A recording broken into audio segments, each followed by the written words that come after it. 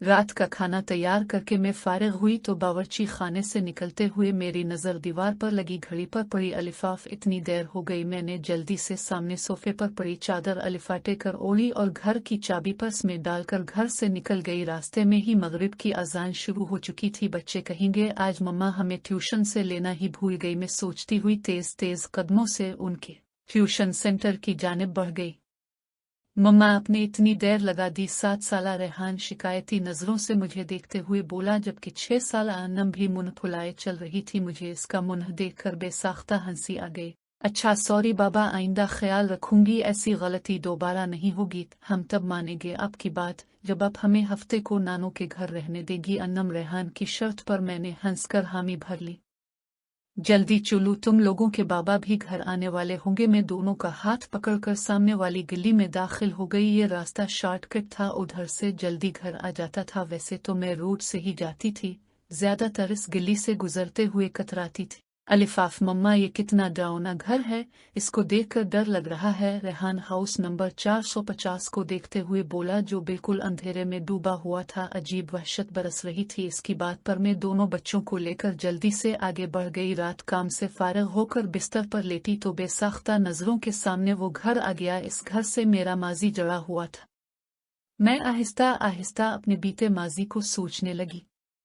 मेरा नाम अलीना है, हम 3 बहनें और एक भाई हैं। मेरे बाबा आर्मी में हुआ करते थे, जबकि अम्मा सादा सी घरेलू खातून थी। मैं इंटर में थी तो बाबा ने अम्मा की ख्वाहिश पर बड़ा घर ले लिया, क्योंकि जिस घर में हम थे वो घर हमें काफी छोटा पड़ रहा था। जिस दिन बाबा ने नया घर लिया हम सब बहन भाई बहुत खुश थे। 2 मंजिला ये बंगला निहायत खूबसूरत था। नीचे वाले हिस्से में 3 बेडरूम, बड़ा सा टीवी लाउंज और ड्राइंग रूम और बावर्ची खाना था, जबकि ऊपरी हिस्से में 2 बेडरूम, टीवी लाउंज और एक स्टडी रूम था।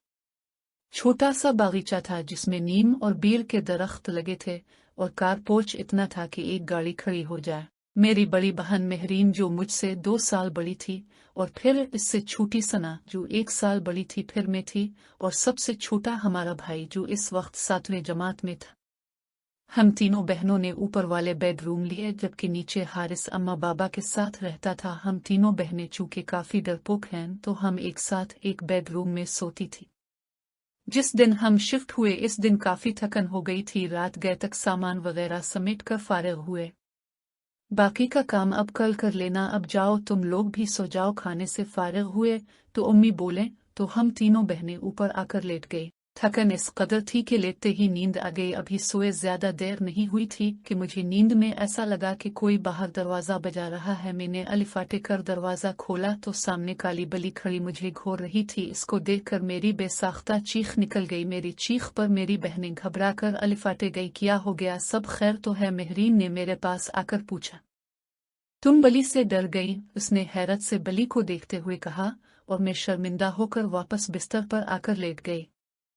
हफ्ते की रात हम तीनों बहनें रात देर गए तक जाग कर बातें करती रही। यही कोई रात के 2 बजे होंगे। हमें ऐसा लगा बाहर टीवी लाउंज से बातों की आवाज आ रही है। इस वक्त कौन हो सकता है? हम बोलते हुए कमरे का दरवाजा खोलकर जैसे ही बाहर आए तो ऐसा मालूम हुआ जैसे ये बातों की आवाज बावर्ची खाने से आ रही थी। बावर्ची खाने में हमने झांका तो वो काली बली सामने का विंटर पर बैठी नजर आई। हमें देखकर उसने छलांग लगाई और सामने कमरे में घुस गई। हम अभी समझ नहीं पाए थे कि ये हुआ क्या। फिर हमारी नजर सामने जलते चूल्हे पर पड़ी। ऐसी खुशबू आ रही थी कि जैसे कुछ पक रहा था। लारेन ने आगे बढ़कर चूल्हा बंद किया। हम तीनों ही घबरा से गए थे। इस बात का जिक्र हमने अगले दिन उम्मी से किया, जिस पर वो अलिफाल्टा हमें डांटने लगे कि जल्दी सोया करो। इतवार खाला अपनी फैमिली के साथ हमसे मिलने आ गई थी। रात देर तक वो अपने घर गई तो नीचे टीवी लाउंज में रखे तख्त पर बैठे हम तीनों बहनें और उम्मी बातें कर रहे थे, जबकि अबू और हारिस सोने जा चुके थे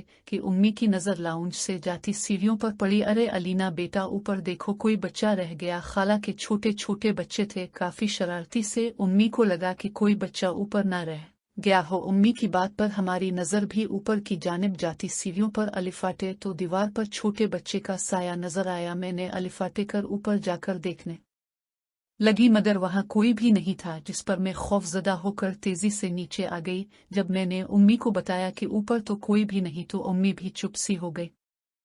हम सब ही हैरान थे कि जब ऊपर बच्चा नहीं था तो वो साया किसका था। कुछ दिनों बाद बात आई गई हो गई।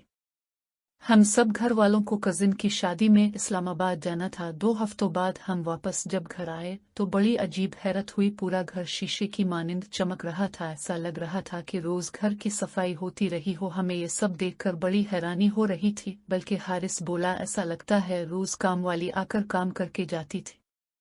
मैं मुंह धोने की गरज से गुस्ल खाने में गई तो गुस्ल खाने का गीला फर्श देखकर मुझे हैरत का धचका लगा। ऐसा लग रहा था जैसे किसी ने गुस्ल खाना इस्तेमाल किया हो। फिर तो ये मामूल बन गया, घर के अफराद घर से बाहर होते तो गुस्ल खाना भी इस्तेमाल होता और बावर्ची खाने में भी रात गए खटर पटर की आवाजें आती। हम लोगों को वो काली बली मुस्तकबिल घर में घूमती हुई नजर आती। हम लोग अब आहिस्ता आहिस्ता उन बातों के जैसे आदी होते जा रहे थे जब वो हौलनाक वाकया रूनुमा हुआ, जिसके बाद हमने फौरन वो घर छोड़ दिया। रात के किसी पहर उम्मी की आंख खुली तो उन्हें महसूस हुआ कि छत पर कोई है। वो समझी हम बहनें सोने के बजाय गप्पों में मसरूफ हैं। वो दबे कदमों से छत पर आए। वहां गोल दायरे में 10-12 अजीब शक्ल वालों को बैठे देखा। वो मंजर इतना खौफनाक था कि उम्मी बेहोश हो गई। फजर की नमाज के लिए जब अबू अलिफाट है और उम्मी को कमरे में ना पाकर लाउंज में आए तो उन्हें सीढ़ियों पर उम्मी ऊंधे मुंह पड़ी नजर आए। होश में आने पर जब उम्मी ने रात वाला मंजर बताया तो अबू ने फौरन फैसला कर लिया कि ये घर छोड़ देना मुनासिब है। इससे पहले कि कोई बड़ा नुकसान होता हमने वो घर छोड़ दिया। आज इतने बरस गुजर जाने के बाद भी सोचो तो खौफ की सर्द लहर हमारे जिस्मों में डोल जाती है कि हम 6 माह जिसको बली समझते रहे दर हकीकत वो एक जिन था।